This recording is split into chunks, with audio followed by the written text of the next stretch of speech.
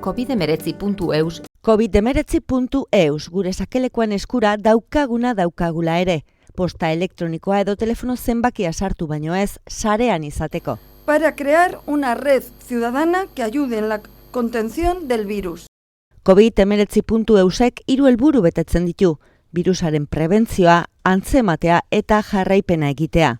Horrela, zure ingurukoen osasunaren berri izango duzu, eta kasu berri bat diagnostikatuz gero, prebenitzeko neurriak hartu.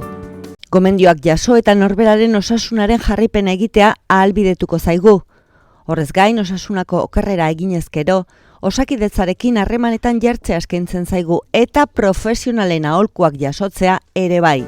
Aplikazioaren bidez, gomendioak jasoko dituzu, eta baita zure osasunaren inguruko oinarrizko galderak ere.